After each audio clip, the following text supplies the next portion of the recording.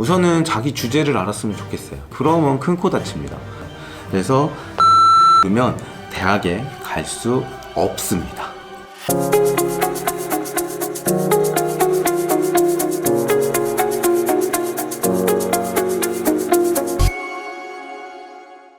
안녕하세요. 저는 강원도교육청에서 근무하고 있는 진학전문지원관 조현진입니다. 대학에서 입학사정관으로 근무하고 이제 강원도교육청으로 넘어오게 되면서 학생 그리고 또 학부모님들에게 입시 상담 그리고 또 전체적인 입시 분석, 세미나 등을 담당하고 있는 업무를 하고 있습니다.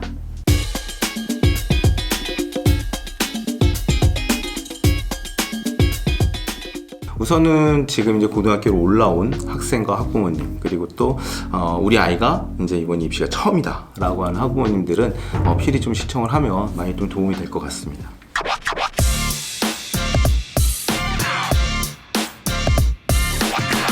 수능이라는 시험을 기점으로 해가지고 수능 전에 있는 모집 시기를 이제 수시라고 얘기를 하고요. 수능 이후에 나타나는 시기를 이제 정시라고 얘기를 합니다.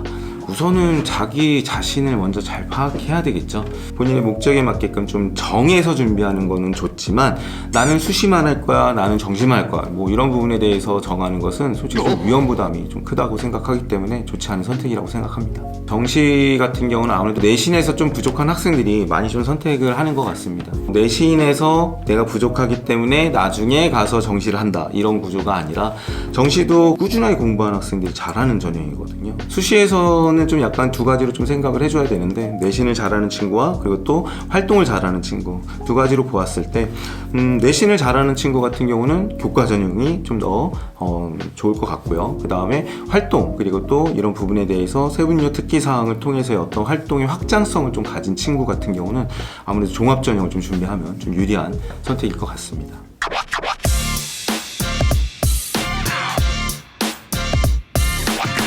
공통적인 거는 학생부를 가지고 평가하는 전형인 거죠. 근데 이거를 좀 쉽게 설명을 하면 교과 전형은 정량적 평가를 하는 전형이고요. 그리고 종합 전형은 정성적 평가를 하는 전형입니다. 학생부 교과 전형의 같은 경우는 그런 1등급 산출된 등급을 가지고 차순정렬을 해가지고 선발을 하는 전형이라고 이해를 하면 좀 좋을 것 같고요. 우리 친구가 교과학습 시간에 선생님을 통해서 어떤 부분에 대해서 활동을 평가받았는지 세분요 특기사항에 기재된 내용 그리고 또 창체에 기재된 내용 그리고 또 행동특성 및 종합의견에 기재된 내용들의 다양한 요소들을 가지고 그 학생을 평가하는 전형이기 때문에 종합전형은 정성적이고 종합적인 평가를 한다라고 이해하면 좀 좋을 것 같습니다.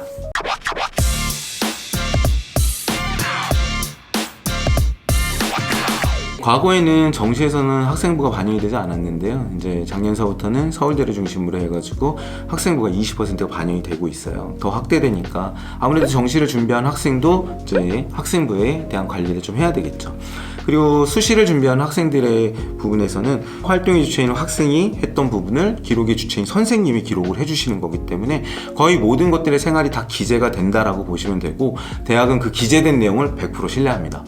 왜 그러냐면 그 이상의 그 이하의 서류도 대학은 받지 않고 있기 때문에 오직 받는 학생부를 가지고 이 학생에 대한 전체적인 부분을 평가를 합니다. 학생부에 들어가는 내용들은 학생 활동, 그리고 교과적인 부분, 비교과적인 부분 크게 두 가지로 나눌 수가 있는데 교과적인 부분은 교과학습 발달 사항에 나와 있는 정량적인 성적과 그리고 세분요 특기 사항에 나오는 정성적인 부분에 대한 평가글이 주로 작성이 되고요. 그리고 또 비교과 영역에서는 자동봉진이라고 하는 네 가지 영역 있죠. 창의적 체험활동 영역이라고 하는 부분과 행동특성 및 종합의견 이 부분들은 학업의 소양, 비교과적인 부분에 대한 활동을 주로 적고 있죠. 근데 그 학생부 관련해서는 좀 더 추가 내용을 좀 더 말씀을 좀 드릴게요. 전년도 지금 대학교 1학년 올해 입시를 치룬 학생부하고 좀 비교를 해놓은 표를 보시면은 잘 정리가 되어 있는데요.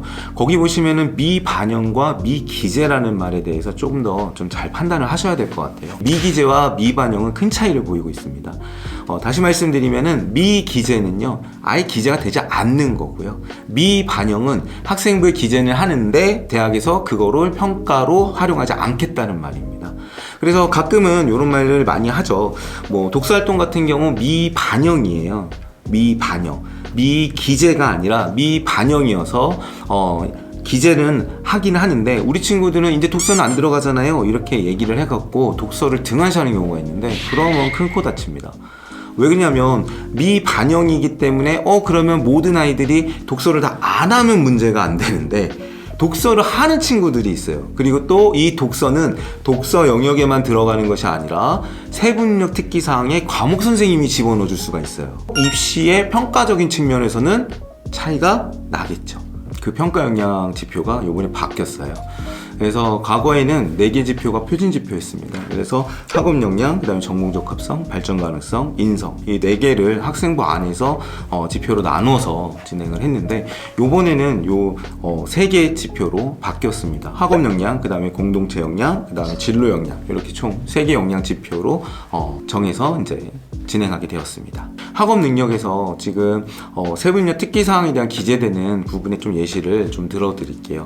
만약에 우리 친구가 기계공학과를 진학을 하고 싶어요. 그러면 기계공학과에서 필요로 하고 있는 학업 소양이라고 학업 능력이라고 하는 부분이 있겠죠. 이것이 정시로 얘기하면 대학에서의 공부할 수 있는 수학 능력 시험이라고 얘기를 하는 건데 수시에서는 학생부 종합전형에서는 기존에 있었던 고등학교 3년 동안의 과정에서 이 과정을 또는 이 부분의 경험을 하였느냐를 많이 찾고 있어요. 기계공학을 하려면 우리 친구가 관심을 가져야 되는 과목은 기본적으로 수학과 물리이겠죠. 물리 중에서도 심화교과인 물리 1, 2, 그 다음에 심화물리까지의 과목의 위계성에 대한 부분을 입학사정관들은 판단을 하게 되고요. 그 부분들에 대한 것들을 하나하나 연결해 가면서 아이가 어디까지 발전하고 확장이 있는지에 대한 부분을 체크를 합니다. 상황에 맞추어서 좀 과목의 위계도 차근차근 맞춰주면은 서류 평가를 할 때 좋은 평가를 받을 것이라고 생각합니다.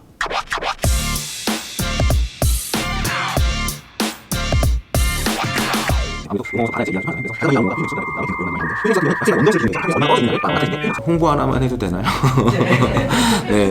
네, 고등학교를 입학을 하시면 강원도 내에서는 감자바 프로그램과 그리고 또 학생부 성적이 서로 연동이 됩니다. 그래서 그 감자바를 다운 받으시고 거기에서 학교 승인을 받아 활용하시면 언제든지 이거를 굳이 제가 손으로 계산 안 해도 내 등급이 몇 등급인지를 확인할 수 있으니까 좀 더 본인에 대한 어떤 점수 관리나 이런 부분에 많이 도움이 될 것 같습니다. 그러면 이런 거 몰라도 되는 거 아니에요? 이걸 일일이 다 과거에는 선생님들이 다 계산기로 쳐가지고 등급이나 이런 부분을 했는데 지금은 그냥 자동으로 대학마다 환산 점수가 나오니까 그 부분에 대한 것들이 좀 편해지긴 했죠.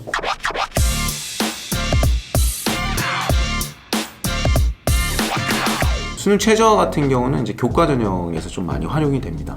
그게 왜 그러냐면 대학에서는 모든 교과의 모든 고교의 내신을 동일하게 바라보지 않아요. 왜냐하면 학교마다 상황이 있고 아이들마다 거기에 모집단에 대한 그리고 그 집단에 대한 어떠한 특징이 있기 때문에 그 차이를 동일시하게 다 인정해 주진 않습니다. 그러면 이 부분에 대해서의 동점자는 반드시 나올 것이고 그리고 그 동점자를 거르기 위해서의 장치가 필요했던 거고 그 장치로 많이 활용되는 게 수능 최저라고 하는 부분이죠.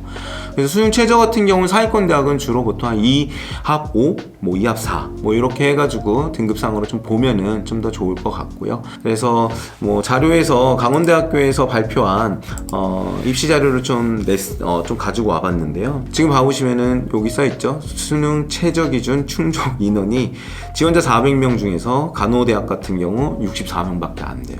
우리 친구들이 약 350명 정도는 지금 최저를 아예 못 맞춰서 떨어져 봤다는 거죠. 수능 최저에 대한 준비도 상당히 준비를 좀 많이 해줘야 되는 부분이 되는 것이고요.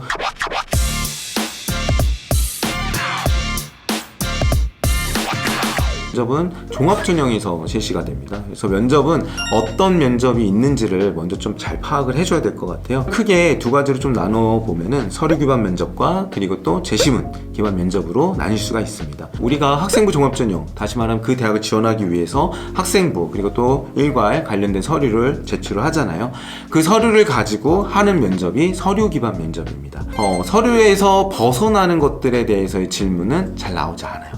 다시 말씀드리면 서류에 있는 내용을 물어본다 니코로 서류에 대한 사실 확인이 먼저구나 라고 보시면 돼요. 가장 큰 배점은 내가 했던 기재되었던 활동에 대해서 그 사실 확인에 대한 설명을 얼만큼 잘해주느냐에 대한 배점이 좀 더 크기 때문에 서류 기반 면접을 주로 하는 대학에 가서 선생님 저 울고 나왔어요 그렇다고 떨어지진 않습니다. 울면서도 설명 잘했으면 붙는 경우도 많이 있으니까요. 제시문 기반 면접은 대학에서 제시한 제시문을 보고 논술이 아니라 구술로 하는 형태라고 보시면 돼요. 그렇기 때문에 상당 부분 교과 관련된 지식이 있어야 되고요. 그리고 그 부분에 대한 어떤 확장성, 그리고 또 그거를 학업적으로 좀 이렇게 갖다 붙일 수 있는 능력, 융합적인 능력까지도 상당히 필요한 면접이 제시문 기반 면접이라고 보시면 됩니다. 그래서 이 면접을 좀 대학별로 좀 구분을 하면은 상위권 대학에서 주로 사용하고 있는 것들은 제시문 기반 면접이 좀 많이 활용되고 있고요. 그리고 일반 저희 웬만한 학생부 종합전형에서 운영되고 있는 면접은 이 서류 기반 면접이라고 이해하시면 좋을 것 같습니다.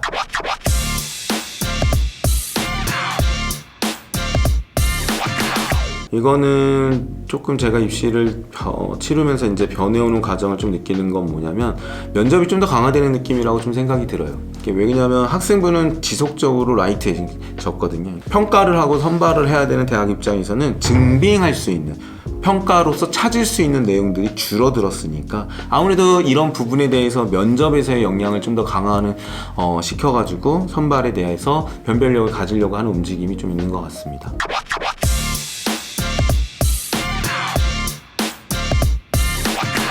입시를 준비하는 학생들에게 당부하고 싶은 말은요, 우선은 자기 주제를 알았으면 좋겠어요. 자기 주제를 알라고 해서 좀 약간 좀 안 좋은 표현일 수 있게 받아들일 수 있을 것 같은데, 제가 드릴 말씀은 그게 아니라 내가 어떤 위치에 서서 내가 어디에 출발선에 서 있는지 나를 먼저 알았으면 좋겠다는 말입니다. 출발도 모르는, 내 출발 지점도 모르는 학생들은 목표가 아무리 있다 그래도 그 거리를 환산할 수가 없는 거죠. 그러다 보니까 가장 첫 번째로 해야 될 부분들은 내가 어느 수준에서 어디에서 출발할 수 있는 역량을 가진 사람인가, 이걸 판단하는 게 먼저이고요. 그리고 그런 판단점에서 목표를 정하고, 그리고 또 그 목표에 중간 피드백을 해가면서 하나씩 올라간다면 입시에 대해서 많은 부분에 대해서 성공할 거라고 좀 생각을 합니다. 누구나 시간은 다 같이 정해져 있다고 생각을 해요. 그 중에서도 그 시간에 대한 평가를 통해서 순번을 정해서 누군가는 어떤 대학을 갔고 누군가는 어떤 대학을 가고 구분이 되는 것처럼 그 부분에 대한 것들은 서로의 노력이 좀 달랐다라고 좀 생각이 듭니다. 남은 기간 동안 그래도 이제 시작하는 신입생 1학년 같은 학생들은 그 노력의 다름에 대해서 좀 더 열심히 하신다면 충분히 자기금 다 얻을 수 있을 것 같아요. 그리고 또 항상 모든 정보는 강원진학지원센터와 함께 합니다. 자, 지금까지 들어주셔서 감사합니다.